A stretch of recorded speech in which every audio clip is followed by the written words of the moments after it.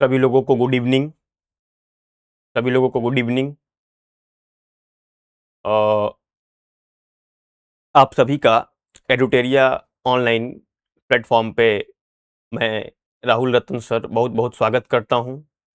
आप सभी का एडुटेरिया के ऑनलाइन प्लेटफॉर्म पे मैं राहुल रतन सर आप सभी का हार्दिक स्वागत करता हूं और उम्मीद करके चलता हूं कि आपकी पढ़ाई बहुत अच्छे तरीके से चल रही होगी।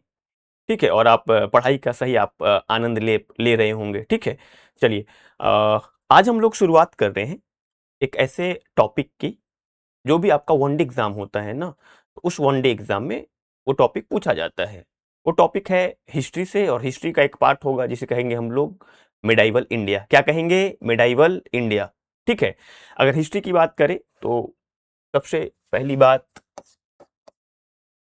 आज जो हम लोग स्टार्ट करने जा रहे हैं हिस्ट्री का एक पार्ट जिसे कहा जाएगा मिडाइवल इंडिया, तो सबसे पहले हमें जानना पड़ेगा कि ये हिस्ट्री है क्या, ये इतिहास है क्या।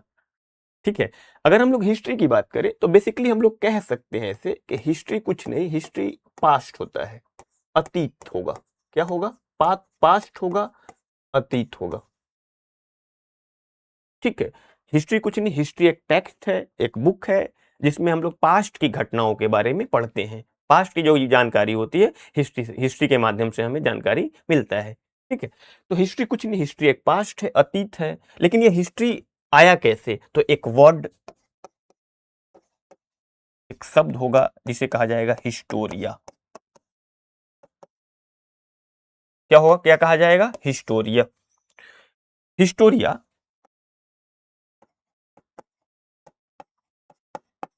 हिस्टोरिया शब्द से ही हिस्ट्री को क्या किया जाएगा? डेराइव्ड किया जाएगा। ये जो हिस्ट्री वर्ड है, ये हिस्ट्री वर्ड आया कहां से है? तो हिस्टोरिया से आया है। हिस्टोरिया का मतलब क्या हुआ? हिस्टोरिया का मतलब होता है कि पास्ट की जानकारी को खोजबीन करके, छानबीन करके एकत्रित करना, उसी को हम लोग क्या बोलते हैं? हिस्टोरिया बोलते हैं। हिस्टोरिया वर्ड से ही हिस्ट्री को डेराइव्ड किया गया है। और ऐसे पहले एक व्यक्ति होंगे जो पास्ट की जानकारी को, अतीत की जानकारी को एक बुक के माध्यम से एक जगह पर इकट्ठा करेंगे, गैदर्ड करेंगे। उसे हम लोग कहेंगे हेरोडोटस। क्या कहेंगे? हेरोडोटस। हेरोडोटस। हेरोडोटस के द्वारा हेरोडोटस के द्वारा एक बुक लिखा जाएगा। एक बुक लिखा जाएगा, एक किताब, एक टेक्स्ट होगा जिसे कहा जाएगा हिस्टोरिका। क्या कहा जाएगा? Historica.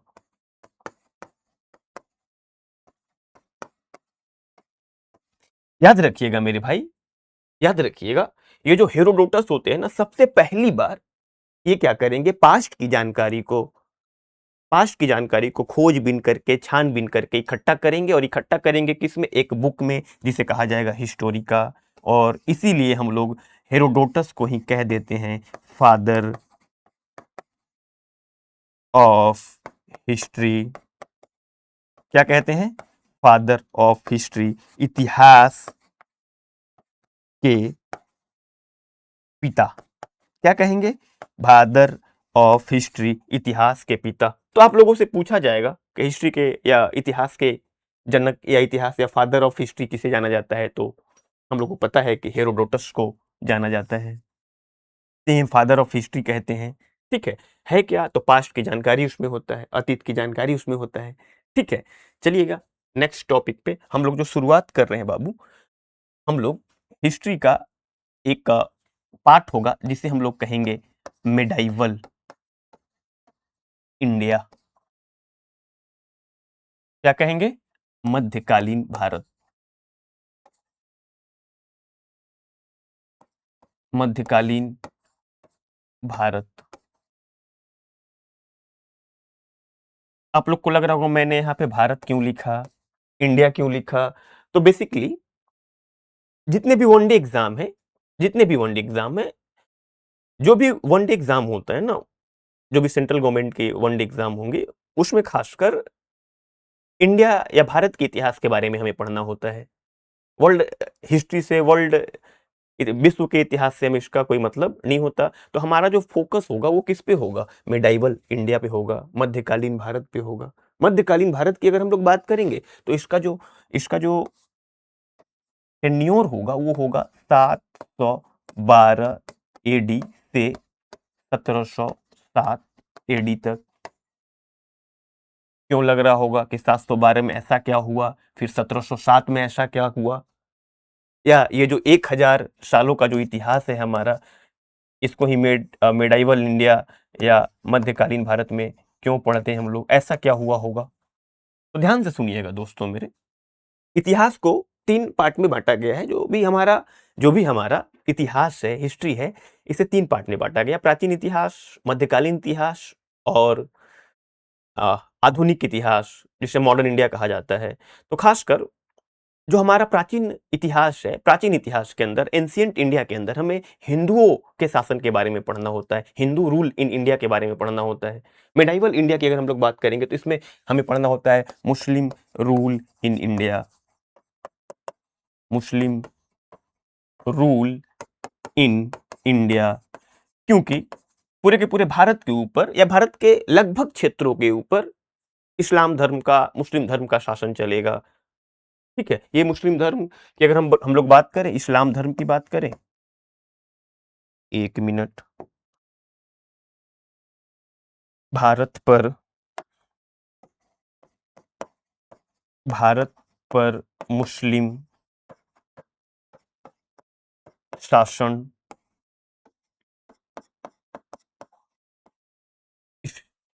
Muslim rule in India, Bharat पे मुस्लिम शासन की अगर हम लोग बात करें तो इसमें हम लोग पढ़ेंगे अरेबियन इन्वेजन के बारे में। अरेबियन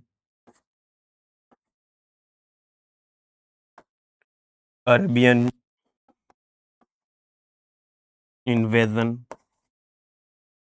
अरबों का आक्रमण, अरबों का आक्रमण। अरेबियन इन्वेजन में ही हमें पढ़ना है मोहम्मद बिन कासिम के बारे में। मोहम्मद बिन कासिम के बारे में हमें पढ़ना है। मोहम्मद बिन कासिम की अगर हम लोग बात करें, मोहम्मद बिन कासिम की बात करें तो जो मैं यहाँ पे डेट लिखा हूं ना, 712, इसी 712 ईस्वी में, 712 ईस्वी में भारत के ऊपर एक आक्रमणकारी, एक इन्वेडर, जो भारत के सिंध प्रांत के ऊपर शासन या आक्रमण करता है और वहां पे शासन करता है। टेन्योर कब होगा इसका? 712 एडी से लेकर के 714 एडी तक। मात्र कितने साल तक? मात्र 2 साल तक शासन करता है मोहम्मद बिन कासिम। कहाँ पे? भारत के ऊपर।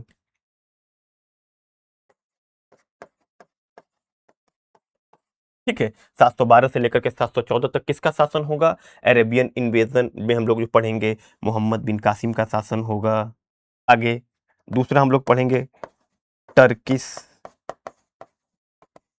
इन्वेजन इन इंडिया, भारत में तुर्क आक्रमण, भारत में तुर्क आक्रमण। भारत में तुर्क आक्रमण की अगर हम लोग बात करें तो इसमें हमें बेसिकली 2 शासक के बारे में पढ़ना है। एक महमूद गजनवी, दूसरा मोहम्मद गौरी।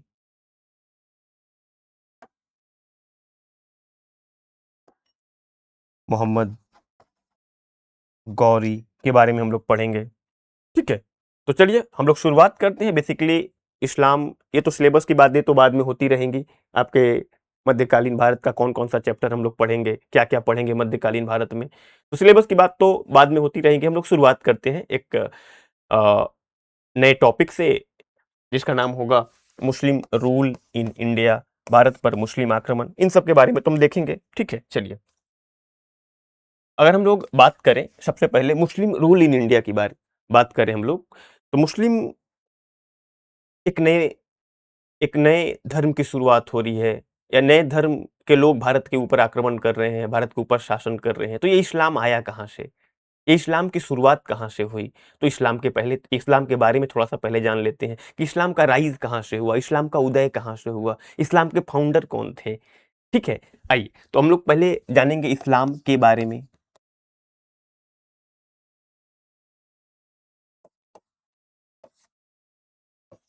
इस्लाम की अगर हम लोग बात करें भाई बाबू, इस्लाम की अगर हम लोग बात करें, तो इस्लाम की अगर शुरुआत की बात करें, तो इस्लाम का शुरुआत होता है सऊदी अरबिया से। कहाँ से? सऊदी अरबिया से। होगा क्या? होगा क्या? सबसे पहली बात, ये जो इस्लाम है ना, ये जो इस्लाम है, इस्लाम की जो फ़िलॉसफ़ी है, इस्लाम का जो दर्शन है, इस्लाम को फ़ॉलो किया कैसे किया जाएगा? किस आधार पे इस्लाम को फ़ॉलो किया जाता है?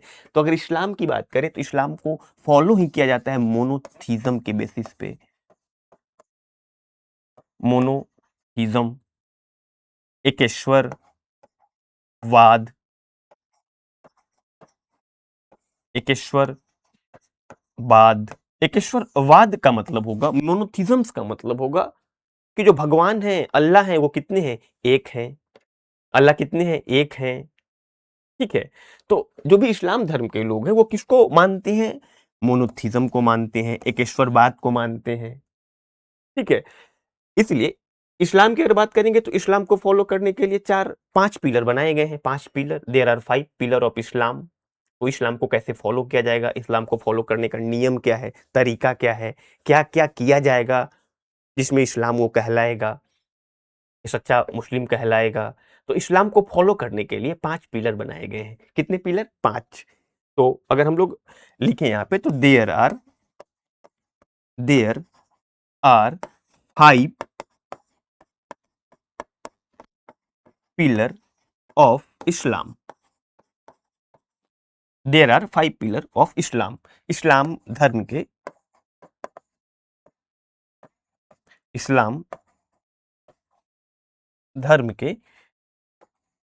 5 कितने? 5 स्तंभ हैं। कितने पिलर? 5 पिलर। क्या-क्या? तो पहला कलमा, कलमा, कलमा की अगर हम लोग बात करें, तो कलमा क्या है? कलमा क्या है? तो कलमा कुछ नहीं, कलमा एक सेंटेंस होगा। कलमा का मतलब होता है, अगर कलमा को अरेबिक में बोले, अरबी भाषा में बोले, तो कलमा का मतलब होता है ला इलाहा इल्लल्लाह मुहम्मद रसूलल्लाह। इसका मतलब क्या हुआ? तो इसका मतलब हुआ अल्लाह कितने हैं? एक हैं, इनके सिवा दूसरा कोई नहीं है। अल्लाह कितने हैं? एक है, और इनके सिवा दूसरा कोई नहीं है। इसी सेंटेंस के ऊपर, इसी वाक्य के ऊपर अगर कोई ट्रूली बिलीव करता है, विश्वास करता है, तो क्या कहलाएगा? वो सच्चा मुसलमान कहलाएगा। अगर इसी कलमा के ऊपर कोई सवाल खड़ा करता है, कोई बिलीव नहीं करता, वो फिर सच्चा मुसलमान नहीं कहलाएगा। दूसरा जो पिलर है, दूसरा पिलर हमारा है, एक सच्चा मुस्लिम वो होगा जो दिन में कितनी बार? 5 बार। दिन में कितनी बार? 5 बार नमाज अदा करेगा। कितनी बार? 5 बार। 5 टाइम्स नमाज,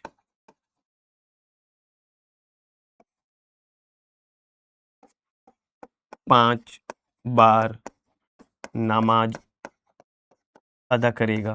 तीसरा तीसरा तीसरा अगर बात करें, तो एक सच्चा मुस्लिम वो होगा जो रमज़ान के महीने में, रमज़ान जो रमज़ान बोला जाता है, रमज़ान या रमज़ान के महीने में रोज़ा रखेगा, रोज़ा रखेगा। चौथा, एक सच्चा मुस्लिम वो होगा जो जब अपने सभी कार्यों से मुक्त होगा, उसको लगेगा कि जीवन में मैंने अब सब चीज़ हासिल कर लिया है, तो वो कहाँ जाएगा? वो हजरत, या वो एक यात्रा पे जाएगा, जिसे हम लोग कहा जाता है, क्या कहा जाता है? उस यात्रा को क्या कहा जाता है? हज यात्रा कहा जाता है। हज यात्रा में कहाँ? तो हज यात्रा में ये लोग जाते हैं मक्का से मदीना। कहाँ? मक्का से मदीना। ये है कहाँ? मक्का से मदीना। तो यूएई में है। कहाँ है? यूएई में है, सऊदी अरबिया में है ना? तो मक्का से मदीना कहाँ? सऊदी अरबिया में है। ठीक है, चलिए फिर से समझेंगे। इस्लाम की हम लोग बात करेंगे तो इस्लाम को फॉलो किया जाता है एकेश्वरवाद के माध्यम से, मोनोथीज़म्स के माध्यम से। और इस्लाम को फॉलो करने के लिए, इस्लाम को मानने के लिए कितने पिलर बनाए गए हैं? 5। कौन-कौन? कलमा। कलमा क्या? कलमा कुछ नहीं, कलमा एक सेंटेंस, एक वाक्य है, जिसको हम लोग अरेबिक में, अरबी में कहते हैं ला इलाहा इल्लल्लाह मोहम्मद रसूलुल्लाह। और इसी कलमा के ऊपर जो ट्रूली बिलीव करेगा, विश्वास करेगा, क्या कहलाएगा? सच्चा मुस्लिम कहलाएगा। अगर इसी कलमा के ऊपर कोई सवाल खड़ा करता है, इस पे बिलीव नहीं करता है, तो फिर वो सच्चा मुस्लिम नहीं कहलाएगा। और सच्चा मुस्लिम जो नहीं होगा, उसे क्या कहा जाता है? उसे काफिर कहा जाता है। और फिर उसी काफिरों की हत्या करने के लिए एक गाजी आएगा। तो आप लोगों ने सुना होगा, आपने आपने एक मूवी भी देखी होगी, द गाजी अटैक। पाकिस्तान का एक नेवल शिप होगा, पाकिस्तान नेवल शिप पीएनएस गाजी, एक मूवी भी बनी है। तो वो किसको मारने के लिए आया था? इंडिया में आया था ना? ठीक है, आईएनएस विक्रांत को मारने के लिए आया था। तो चलेंगे, इस्लाम को फॉलो करने के लिए कितने पिलर? 5। कलमा, 5 टाइम नमाज। एक सच्चा मुस्लिम वो होगा जो दिन में कितनी बार नमाज अदा करेगा? 5 बार। फिर एक सच्चा मुस्लिम वो होगा जो रमजान के महीने में क्या रखेगा? रोजा। एक सच्चा मुस्लिम वो होगा जो कहाँ जाएगा? हज यात्रा पे जाएगा। और 5वां, अगर हम लोग 5वें की बात करेंगे, तो जो भी मुस्लिम होंगे वो एक टैक्स, एक कर अदा करेंगे, जिस टैक्स को कहा जाता था ज़कात। क्या कहा जाता था? ज़कात। और इस ज़कात की बात करें, ये देना होता था कितना? लगभग अपने कमाई का 1/40, या फिर हम लोग इसको बोल सकते हैं 2.5%, 2.5%। ठीक है, इस्लाम को फॉलो करने के लिए कितने पिलर? 5। कलमा, 5 टाइम नमाज, रमजान, रोजा, हज यात्रा, उसके बाद एक टैक्स जिसको कहा जाता है क्या? ज़कात। कितना दिया जाएगा? 1/40 या फिर 2.5%। अब बात करेंगे इस्लाम का जो राइज कहाँ से हुआ, इस्लाम का उदय कहाँ से हुआ। तो नेक्स्ट स्लाइड पे चलते हैं हम लोग। चलिए, अगर हम लोग इस्लाम की बात करें, तो इस्लाम के जो फाउंडर होंगे, संस्थापक,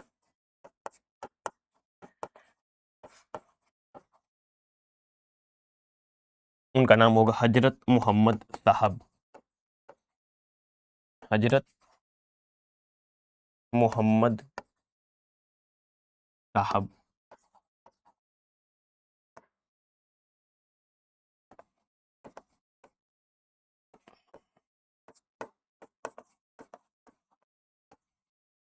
हजरत मोहम्मद साहब।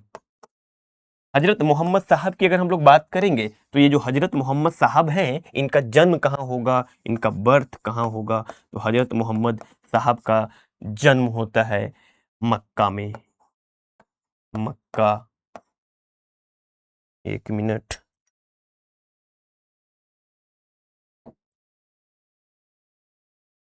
हजरत मोहम्मद साहब का जन्म होगा 570 एडी, मक्का। कहाँ पे? मक्का में। इनका जन्म कहाँ पे होगा? 570 ईस्वी, मक्का में। ये जो हजरत मोहम्मद साहब थे ना, ये जो हजरत मोहम्मद साहब होंगे मेरे भाई, ये एक संत आदमी थे, सेंट थे। और ये अक्सर उसी मक्का में एक गुफा, एक केव होगा, जिसे जिसे कहेंगे हम लोग हीरा गुफा। क्या कहेंगे? हीरा गुफा।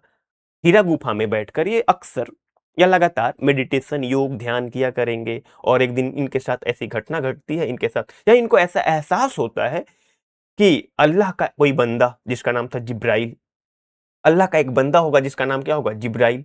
जिब्राइल इनके पास आता है और इनके हाथ में कुरान शरीफ की जो पवित्र पुस्तक है वो देता है, और इनसे एक नए धर्म को फॉलो करने के लिए, लोगों को इस धर्म को मानने के लिए कहा जाता है। ऐसा कहा जाता है कि जिब्राइल अल्लाह का एक बंदा था, इनके पास आया था, इनसे कहा कि ये लो कुरान शरीफ की पुस्तक, और आप क्या करोगे, इस पुस्तक के माध्यम से एक नए धर्म की शुरुआत करोगे और लोगों को इस धर्म को क्या करवाओगे, फॉलो करवाओगे। वही करते हैं कौन, हजरत मोहम्मद साहब। हजरत मोहम्मद साहब इसी घटना को, ये जो जिब्राइल वाली घटना है, इसी को हम लोग कहते हैं, ये घटना घटी थी 610 एडी, और इसी घटना को कहा जाता है इतिहास में इनलाइटमेंट। इनलाइटमेंट किसका इनलाइटमेंट, हजरत मोहम्मद साहब का इनलाइटमेंट, महाज्ञान की प्राप्ति, महाज्ञान की प्राप्ति।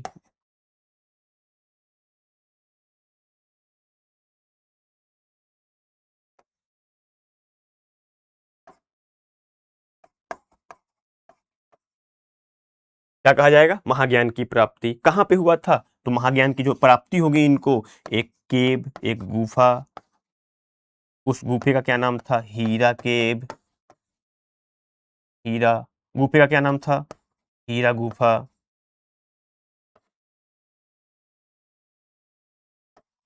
हीरा गुफा कहेंगे। ठीक है, इनकी जो महाज्ञान की प्राप्ति होगी कब होगी, 610 में, कहाँ, हीरा गुफा में। ठीक है, आगे चल करके क्या होगा, अगर हम लोग बात करें तो सऊदी अरबिया की बात करेंगे, तो सऊदी अरबिया के अंदर पहले से कोई ना कोई धर्म तो एग्जिस्ट करेगा। कौन सा धर्म एग्जिस्ट करेगा, तो उस समय की अगर हम लोग बात करेंगे, तो हमारे सबसे पहले तो हम अपने भारतवर्ष की बात करें, तो भारत में एक हमारा धर्म चलेगा जो सबसे पुराना धर्म होगा, सत्य सनातन धर्म, सत्य सनातन धर्म। कंटेम्प्रेरी वर्ल्ड, सऊदी अरबिया के अंदर एक धर्म चलेगा जिसको बोलेंगे हम लोग और जुडिज्म, यहूदी।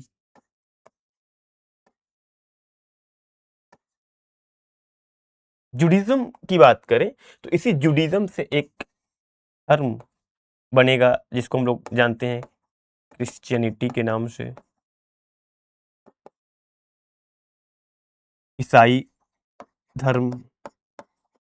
और इसी जुडिज्म से एक दूसरा धर्म जिसे हम लोग कहेंगे इस्लाम।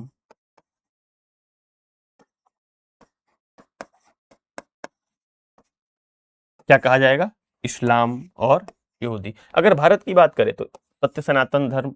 ऐसे बहुत सारे लोग होंगे जो सबसे पहले किसको फॉलो करेंगे, सत्य सनातन धर्म को फॉलो करेंगे। अब बहुत सारे कुछ लोग ऐसे होंगे जो भगवान शिव को पूजा करेंगे, ये होंगे शैव धर्म। क्या कहलाएंगे ये, शैव धर्म, शैविज्म कहा जाएगा, शैविज्म। बहुत सारे लोग होंगे ऐसे जो भगवान ब्रह्मा को मानेंगे, क्या कहलाएंगे वो, सॉरी एक मिनट, बहुत सारे लोग ऐसे होंगे जो भगवान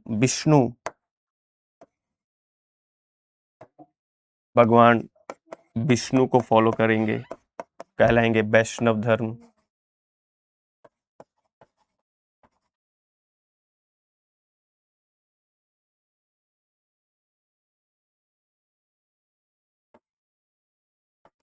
बहुत सारे ऐसे लोग होंगे जो भगवान कृष्ण को मानेंगे, कहलाएंगे भागवत।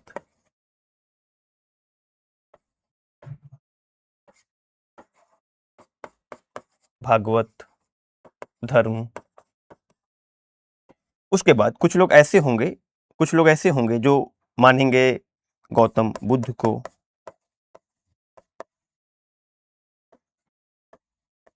क्या कहलाएंगे, बुद्धिज्म।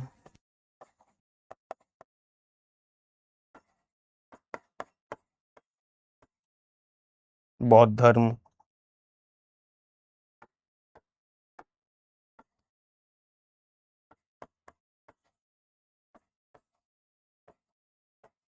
कुछ लोग ऐसे होंगे जो कहलाएंगे, जो महावीर स्वामी को मानेंगे,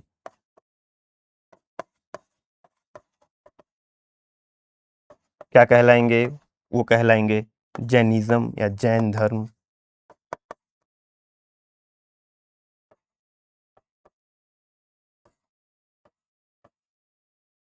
तो अगर हम लोग धर्म की बात करें तो जो हमारा धर्म होगा तो सबसे पुराना धर्म होगा वो होगा सत्य सनातन। इसी कंटेम्प्रेरी वर्ल्ड, समकालीन वर्ल्ड में एक धर्म चलेगा जुडिज्म, यहूदी, और इसी यहूदी से एक नया धर्म क्रिश्चियन और दूसरी धर्म की शुरुआत होगी जिसे हम लोग कहेंगे इस्लाम।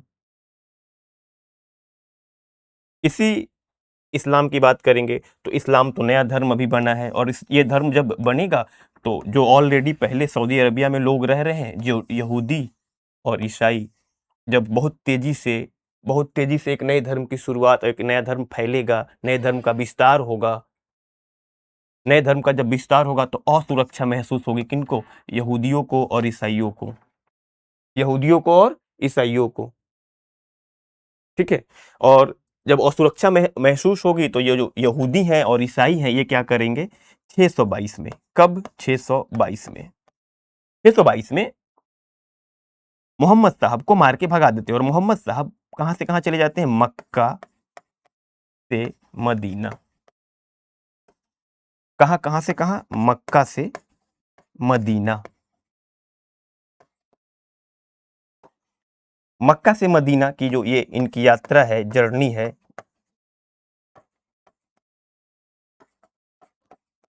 इसी यात्रा को इतिहास में हम लोग कहते हैं हिजारत।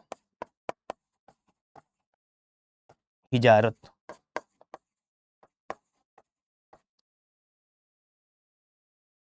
क्या कहेंगे? हिजारत। हजरत मोहम्मद साहब की मक्का से जो मदीना की यात्रा होगी इसी को हम लोग क्या कहेंगे? हिजारत कहेंगे। और इसी 622 ईस्वी से 622 ईस्वी से एक इस्लामिक कैलेंडर की शुरुआत होगी।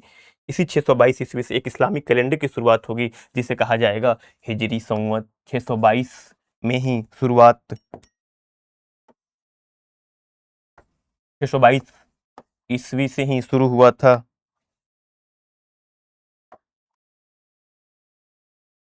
622 एडी से शुरुआत होगी किसकी? एक इस्लामिक कैलेंडर।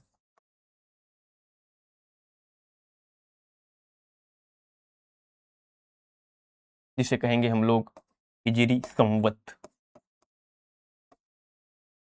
हिजरी संवत।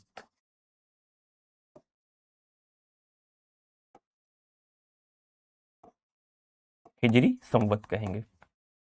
सभी धर्म का अपना अपना एक कैलेंडर है, लेकिन पूरे के पूरे विश्व में जिस कैलेंडर को फॉलो किया जाता है, सारे के सारे देश जिस कैलेंडर को फॉलो करते हैं उस कैलेंडर को हम लोग कहते हैं ग्रेगोरियन कैलेंडर। हिंदू धर्म के मुताबिक जो कैलेंडर को फॉलो किया जाता है उस कैलेंडर को कहा जाता है शक संवत। इस्लाम के द्वारा जो कैलेंडर को फॉलो किया जाता है उसी कैलेंडर को हम लोग कहते हैं हम लोग हिजरी संवत। क्या कहते हैं? हिजरी संवत। होगा क्या आगे चल करके? आगे चल करके हजरत मोहम्मद साहब की डेथ होगी। कब? तो इनका जो डेथ होगा, ये डेथ होगा इनका 632 में। 632 में डेथ ऑफ हजरत मोहम्मद साहब।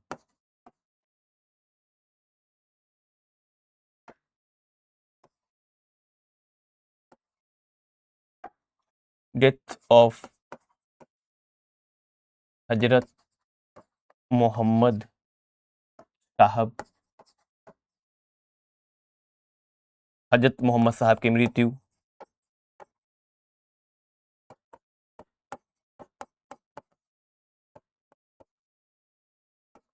और जैसे इनका मृत्यु होगा, अब समस्या आएगी कि इस्लाम धर्म को आगे लेकर कौन जाएगा, इस्लाम धर्म को कौन आगे फॉलो करवाएगा।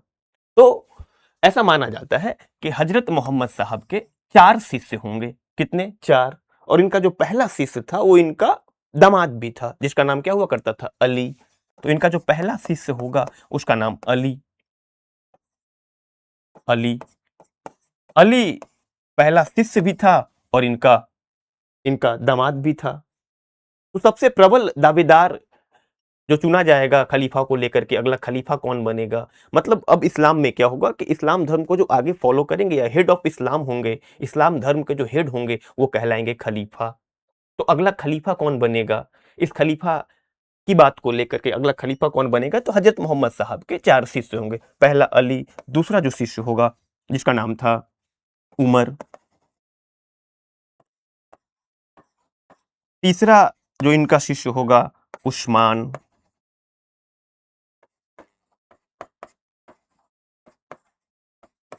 और चौथा जो इनका शिष्य था उसका नाम था अबू बकर। क्या नाम था? अबू बकर। होगा क्या? होगा क्या? खलीफा बनने के जो प्रबल दावेदार होंगे वो होंगे अली साहब, लेकिन ऐसा होगा नहीं। इस्लाम के जो हजरत मोहम्मद साहब के डेथ के बाद अब लोगों के वोट, लोगों के मत के आधार पे इसका चुनाव होगा, और ऐसा होगा कि मात्र 20%, 20% ही लोग किसको चाहेंगे? खलीफा अली को। फिर किसको चाहेंगे? तो 80% लोग खलीफा की जो दावेदार या खलीफा के समर्थक में होंगे वो अबू बकर के समर्थक में होंगे। 80% जो लोग थे वो किसके समर्थन में थे? अबू बकर के समर्थन में थे। और जब ऐसा होगा तो खलीफा बनाया भी जाएगा किसको? अबू बकर को। अबू बकर पहला खलीफा बनेगा। अबू बकर पहला खलीफा। दूसरा खलीफा बनाया जाएगा उमर को। तीसरा खलीफा किसको? तीसरा खलीफा उस्मान को।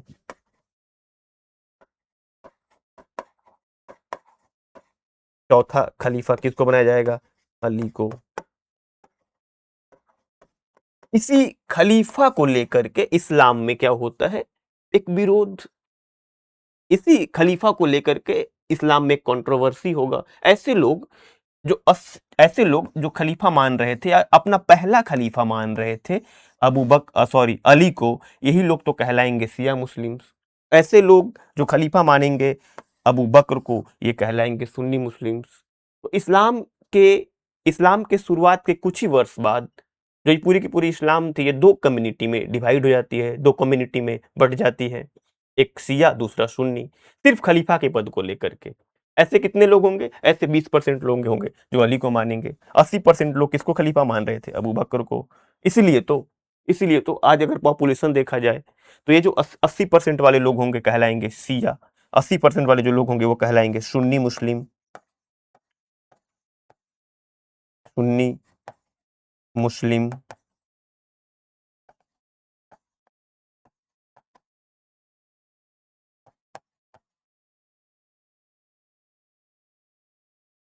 20% वाले लोग कहलाएंगे शिया मुस्लिम।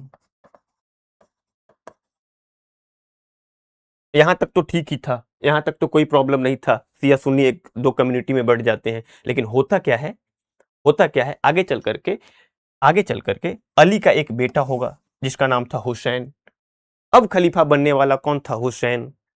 लेकिन जब खलीफा बनने वाला था हुसैन, तो बगदाद के जो शासक थे वो इनको बुलाते हैं हुसैन साहब को कि आइए मैं आपकी योग्यता को चेक करना चाहता हूँ। और जब वो योग्यता को चेक करने के लिए बुलाते हैं, उसी इराक में एक युद्ध होगा जिसे कहेंगे हम लोग बैटल ऑफ करबला। और उसी बैटल ऑफ करबला में अली का जो बेटा होगा हुसैन मारा जाता है। और जब हुसैन मारा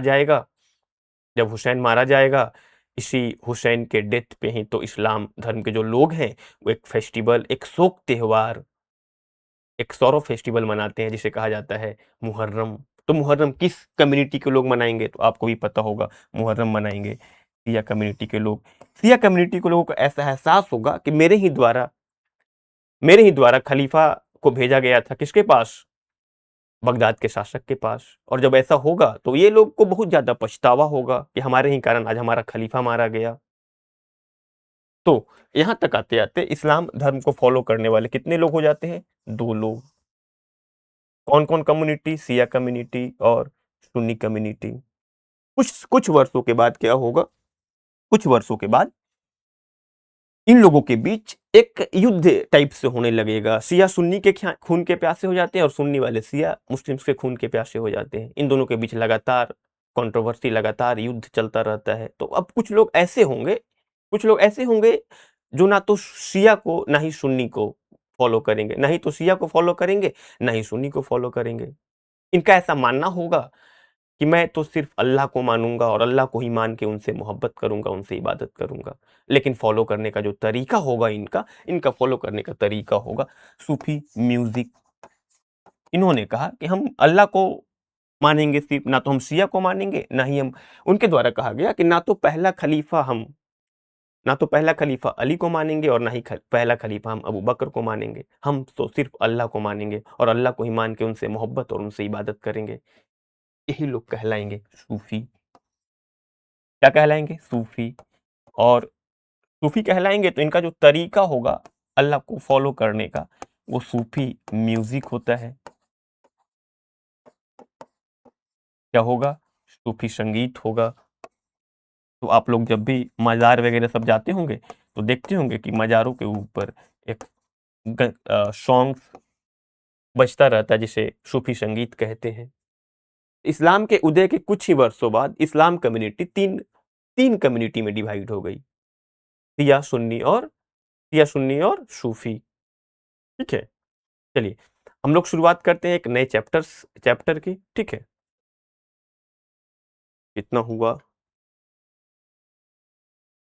चलिए, अगर हम लोग बात करें तो शुरुआत करते हैं एक नए चैप्टर की बात करेंगे हम लोग। तो जो पहला इस्लाम या पहला मुस्लिम आक्रमण होगा भारत के ऊपर मोहम्मद बिन कासिम का, उसके बारे में पढ़ते हैं। ठीक है, चलिए। चलिए, अगर हम इस्लाम की बात करें तो मुस्लिम इन्वेजन इन इंडिया, भारत में मुस्लिम आक्रमण।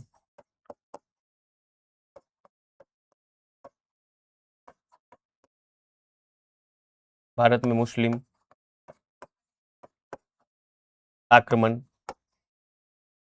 और पहला जो आक्रमण करने वाला होगा वो होगा अरब से। इसको हम लोग बोलेंगे अरेबियन इन्वेजन होता है पहले। तो अरब से जो आक्रमण करने वाला होगा उसका नाम है मोहम्मद बिन कासिम। क्या कहेंगे इसका? मोहम्मद बिन कासिम। इसका जो रूलिंग पीरियड होगा भारत में 712 एडी से लेकर के 714 एडी तक। सबसे पहली बात कि मोहम्मद बिन कासिम था कौन? क्या हुआ ऐसा कि ये भारत में आक्रमण करने के लिए चला आया? ऐसा तो कुछ हुआ नहीं है। ऐसा तो क्या हुआ होगा? इसके पीछे कारण क्या है? तो उसको पहले जानते हैं। सबसे पहले समझते हैं कि मोहम्मद बिन कासिम है क्या। मोहम्मद बिन कासिम है कौन?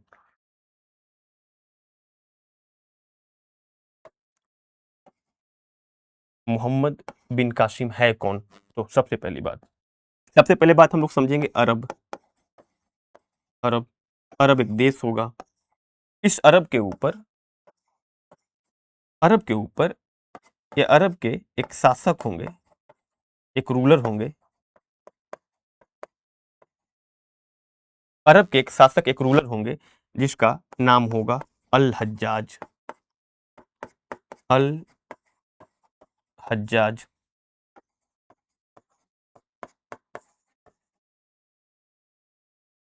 ये जो अल हज्जाज है ना, इसी अल हज्जाज का सेनापति, आर्मी चीफ, सेनापति का नाम था मोहम्मद बिन कासिम। कासिम, मोहम्मद बिन कासिम। समझेंगे? ये जो भारत के ऊपर पहला मुस्लिम आक्रमण होने जा रहा है मोहम्मद बिन कासिम का, ये मोहम्मद बिन कासिम था कौन? तो अरब एक देश, इसी देश के एक शासक होंगे जिसका नाम था अल हज्जाज, और अल हज्जाज के जो आर्मी चीफ, सेनापति थे, उनका नाम था मोहम्मद बिन कासिम। ऐसा क्या हुआ कि मोहम्मद बिन कासिम भारत के ऊपर आक्रमण कर देगा, अटैक कर देगा? तो सुनिएगा ध्यान से आप लोग, ये भारत है।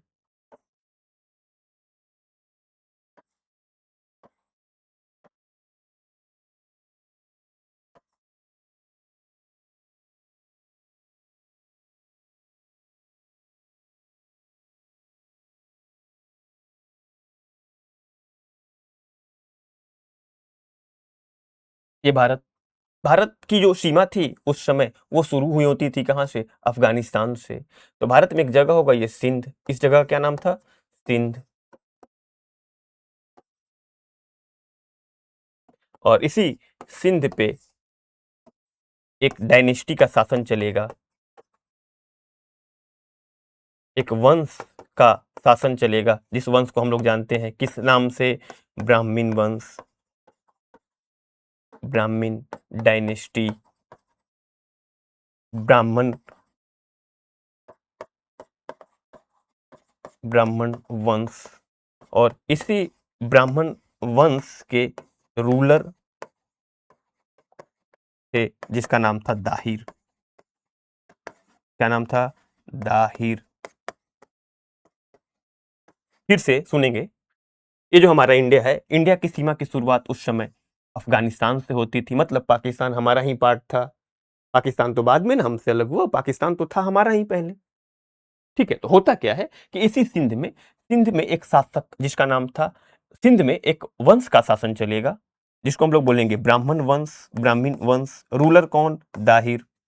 दाहिर की जो कैपिटल हुआ करती थी उस समय, एक पोर्ट जिसको कहते थे देवल बंदरगाह। इस पोर्ट का नाम था देवल, देवल पोर्ट, देवल बंदरगाह। इसी देवल बंदरगाह से जो भी अरेबियन व्यापारी थे, अरब के व्यापारी थे, वो बिजनेस किया करते थे, व्यापार किया करते थे। ना तो हमें कोई मतलब थी, ना तो हमें कोई मतलब थी अरबियन से, ना अरबियंस को कोई मतलब होगी हमसे। तो होगा फिर क्या ऐसा? तो एक बार की घटना है। एक बार होगा क्या कि जो भी अरब के व्यापारी थे वो अरब से इधर अरब से आकर के इधर देवल बंदरगाह के माध्यम से चाइना के तरफ जाकर के बिजनेस व्यापार करते थे, बिजनेस करते थे, व्यापार किया करते थे। और व्यापार और बिजनेस किया करेंगे तो एक बार अरब के व्यापारी को इसी देवल बंदरगाह पे, देवल पोर्ट पे क्या किया जाएगा? दाहिर के सैनिकों के द्वारा लूटा जाएगा। क्या किया जाएगा? दाहिर के सैनिकों के द्वारा लूटा जाएगा। और जब लूटपाट उनके साथ होगी, तो जब लौट कर वो वापस अरब जाएंगे, तो इसकी सूचना मिलेगी वहां के शासक अल हज्जाज को। और अल हज्जाज, चूंकि अल हज्जाज कोई भी बड़ा डिसीजन लेंगे तो वो खलीफा से पूछेंगे। तो उस समय जो खलीफा थे उनसे पूछा गया, क्योंकि इस्लाम में जो भी रिलीजियस और पॉलिटिकल एडवाइजर होते थे वो खलीफा होते थे। तो खलीफा से पूछा गया कि क्या करना चाहिए। खलीफा का आदेश था कि जाओ पता करो ऐसा क्यों किया गया, अगर वो हमारे खर्चे को, हमारे हर्जाने को पूरा करते हैं तो कोई बात नहीं। उसी में अल हज्जाज, अल हज्जाज का जो सेनापति था, क्या नाम था सेनापति का? क्या नाम था? मोहम्मद बिन कासिम। मोहम्मद बिन कासिम अपने सैनिक को लेकर बढ़ता है किधर? सिंध की तरफ। और वो सिंध की तरफ बढ़ेगा और सिंध के ऊपर अटैक करेगा, आक्रमण करेगा। और सिंध के जो शासक होंगे, सिंध के शासक दाहिर की क्या कर देगा? हत्या कर देगा। क्या कर देगा? सिंध के शासक दाहिर की हत्या कर देगा। जैसे डेथ होगा, जैसे डेथ होगा दाहिर का, पूरे के पूरे सिंध के ऊपर अब किसका शासन चलेगा? मोहम्मद बिन कासिम का शासन चलेगा। मोहम्मद बिन कासिम, मोहम्मद बिन कासिम सिंध वासियों से, सिंध के लोगों से कहेगा कि कल तक आपकी सुरक्षा की जिम्मेवारी दाहिर की थी, कल तक आपकी सुरक्षा की जिम्मेवारी दाहिर की थी, लेकिन आज दाहिर का क्या हो चुका है? डेथ हो चुका है, दाहिर मारा गया है। तो आज से आप लोगों की सुरक्षा की जो जिम्मेवारी है वो किसकी है? वो हमारी है। तो आपके पास दो ऑप्शंस हैं। आपके पास कितने ऑप्शन? दो। या तो आप चुपचाप इस्लाम को कबूल कर लो, नहीं तो आपको देना होगा एक टैक्स। पहला ऑप्शन था लोगों के पास कि वो इस्लाम को कबूल करेंगे, दूसरा ऑप्शन था उनको कि उनको देना होगा एक टैक्स। उसी टैक्स को कहा जाता था जजिया। उसी टैक्स को क्या कहा जाएगा? जजिया। आप लोगों से क्वेश्चन पूछेगा कि भारत में सबसे पहली बार जजिया किसके द्वारा लगाया गया? जजिया टैक्स भारत में सबसे पहले किसके द्वारा या किस मुस्लिम शासक के द्वारा जजिया लगाया गया?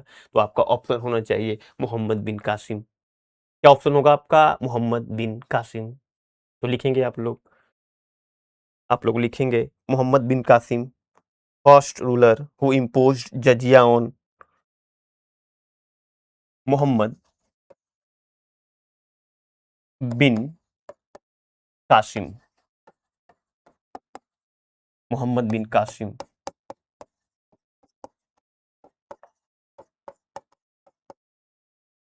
कब से कब तक? 712 से लेकर के 714 तक शासन करेगा। यही मोहम्मद बिन कासिम होगा first Muslim who imposed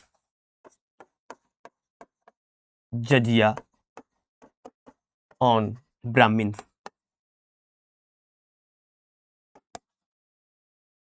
Sorry, एक मिनट. Jizya in India. Jizya in India. Mohammad bin Qasim पहला शासक था. मोहम्मद बिन कासिम पहला शासक होगा जो भारत में जजिया लगाएगा. भारत में जजिया लगाएगा. मोहम्मद बिन कासिम पहला शासक होगा जो भारत में क्या लगाएगा? जजिया लगाएगा. जजिया होगा क्या? तो जजिया के बारे में आप लोग जान लीजिए. ये जो जजिया क्या होता था? एक टैक्स होता था. क्या होता था? एक टैक्स, एक कर. जजिया लिया किससे जाता था? वसूला किससे जाता था? Paid by non Muslim. किससे वसूला जाता था जजिया? जो भी गैर मुसलमान थे उनसे उनसे वसूला जाएगा. गैर मुसलमानों गैर मुसलमानों से वसूला जाएगा. जजिया किससे वसूला जाएगा? जो भी नॉन मुस्लिम्स होंगे, गैर मुस्लिम्स होंगे, उनसे वसूला जाएगा. क्या होगा जजिया? जजिया का रेट क्या होगा? तो जजिया अपने कमाई का देना होता था. कितना? 1/2 to 1/3. मतलब लगभग ऐसा कह सकते हैं कि अपनी कमाई का लगभग कितना देना होता था? 50%. कितना देना होता था? 50%. क्योंकि इसमें कुछ नियम थे कि जो जजिया है नहीं वसूला जाएगा. किससे नहीं लिया जाएगा? किससे नहीं वसूला जाएगा? किससे? तो जो भी बच्चे होंगे, बच्चों से. जो भी बूढ़े लोग होंगे उनसे. जो भी विधवाएं होंगी उनसे. जो भी विकलांग होंगे उनसे. जजिया जो टैक्स था वो वसूला जाता था नॉन मुस्लिम से. नॉन मुस्लिम मतलब गैर मुसलमानों से वसूला जाता था. और किससे नहीं वसूला जाएगा? तो बच्चे से, बूढ़े से, विधवाएं से, विकलांग से, और याद रखिएगा ब्राह्मण से. ब्राह्मण ब्राह्मणों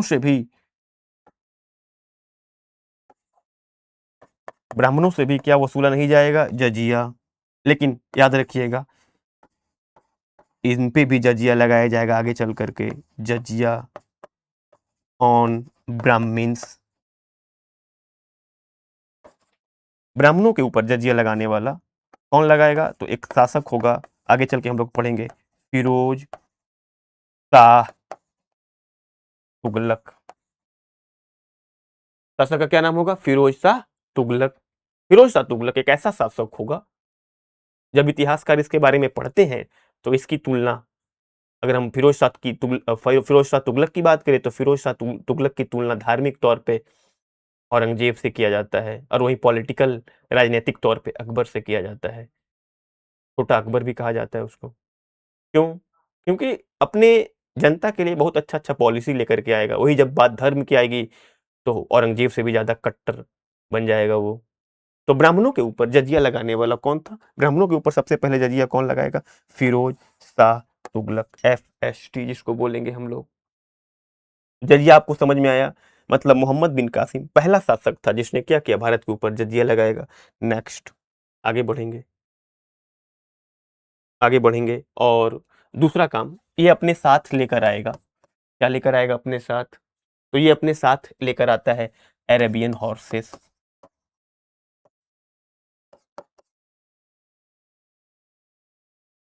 अरेबियन हॉर्सेस.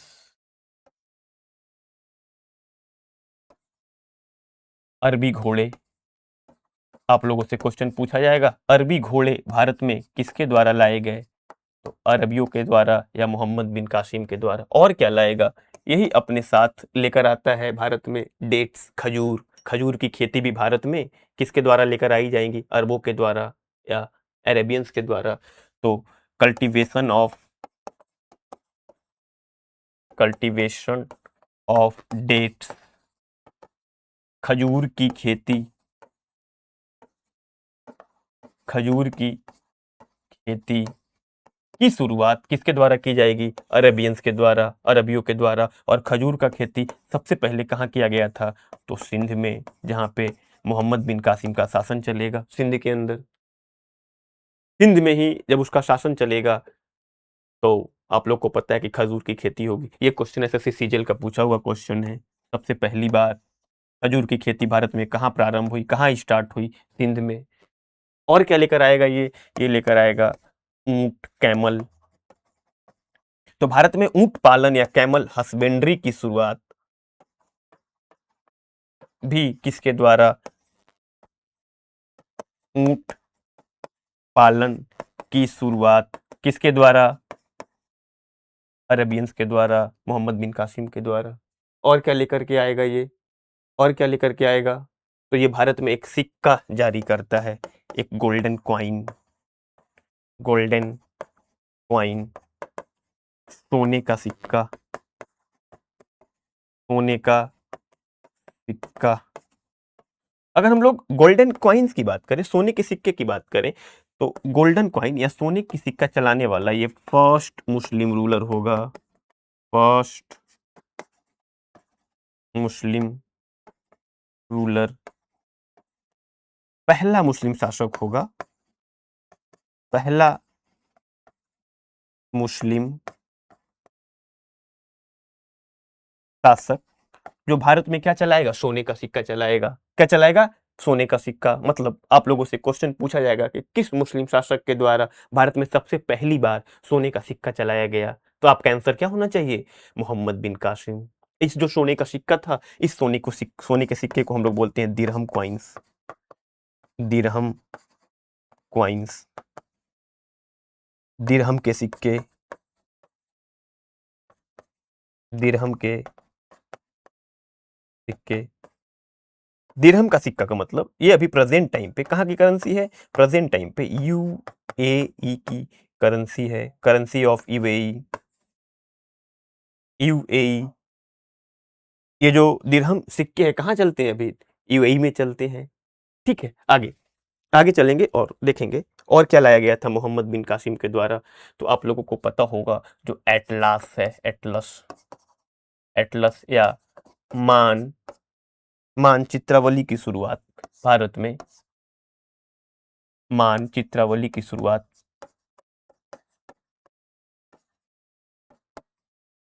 भारत में, मानचित्रावली की शुरुआत, एटलस की शुरुआत किसके द्वारा की जाएगी? अरेबियंस के द्वारा, अरबियों के द्वारा। किसके द्वारा? अरबियों के द्वारा। एक आप लोगों ने नाम सुना होगा, एक वर्ड है मानसून। ये वर्ड मानसून, ये वर्ड मानसून भी, मॉनसून भी लाया गया था किसके द्वारा? मोहम्मद बिन कासिम या अरेबियंस के द्वारा। तो ये सारी चीजें लाई जाती हैं किसके द्वारा? मोहम्मद बिन कासिम के द्वारा। किसके द्वारा? मोहम्मद बिन कासिम के द्वारा। क्या क्या लाया गया था? तो आप लोगों को पता होगा कि यही मोहम्मद बिन कासिम होगा जो भारत के ऊपर एक टैक्स लगाएगा जिसे कहा जाएगा क्या? जजिया। जजिया लगाने वाला पहला मुस्लिम शासक होगा भारत के ऊपर। भारत में खजूर की खेती कराने वाला भी पहला, या खजूर की खेती या डेट्स कल्टीवेशन कौन लेकर आएगा? अरेबियंस के द्वारा लाया जाएगा। और फिर और एटलस की शुरुआत, मानचित्रावली की शुरुआत किसके द्वारा? अरेबियंस के द्वारा। ये जो शब्द मानसून है, ये कैसा शब्द है? तो ये एक अरबी शब्द है, अरबी भाषा का शब्द है ना। होगा क्या? मतलब इतना कम समय तक क्यों शासन करेगा? अंततः होता क्या है कि आगे चल करके क्या होगा कि मोहम्मद बिन कासिम, मोहम्मद बिन कासिम जब भारत पे आया था और दाहिर की हत्या जब की थी, तो दाहिर की दो बेटियां होती हैं, टू डॉटर, 2 बेटियां, ये दोनों बेटी को जब दाहिर की हत्या कर देता है मोहम्मद बिन कासिम, तो इनकी दोनों बेटियां, एक का नाम था सूर्या देवी, सूर्या देवी, और दूसरी बेटी का नाम था निर्मला देवी।